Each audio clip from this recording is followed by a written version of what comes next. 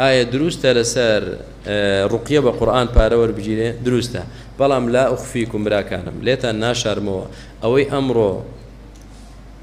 أو كسانة ديكن كرقية دكن والله برام تجارتك والله مع الأسف تجارة بالقرآن يعني بشرعي زوري تدا يا جاري بشرعي زور مخالفاتي زور انجا تيكاليج بياو آفراد انجا يعني اعتقادك للاين خلقه وبوك سدروز بوك أو تايبة جيايا نالك هكا ما قرآنك اي شفايا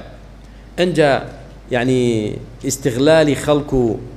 يعني ابتزازي أمواليا كاكا أم هنجوينة دبي لاي من بتشو صيدليكم هي برو هنجويني وروني رشكو تشي بكرة دبي لاي من بكري إيه بس يقات وشوارقات وبينشقات بيدا دا همان شتي الدكان يجي تلا بازار بس سعره يجي كم تيجي يجي هموشي بناوي دينه وذكره جلسيك 150,000 مع الأسف باشا كاكا إيه ما مشكلة لا شوينه قوتيان والله ما مصاكو قردن ما نازاكا ما مصاكو مشوري خواردن تبعد خوا خيري بنوسي يا ربي بس شبكن بخواتها سطح حدي زكت تعاونا كين امرو تامي لنا كين خوارنكا باشا كاكا لا شوينك كابرار رقيه دكا دلا والله بصد كس ودو صد كس دينت بجمله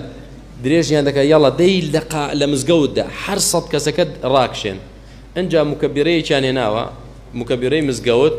كان آياتك دخوينته هلسن برونا مالوا هموش سرين نسيو بو حفتي دهاتو او 200 كسا او 300 كسا او 500 كسا هر يشي $100 لي ور بقرا جا اوا بخوا هر يشي $100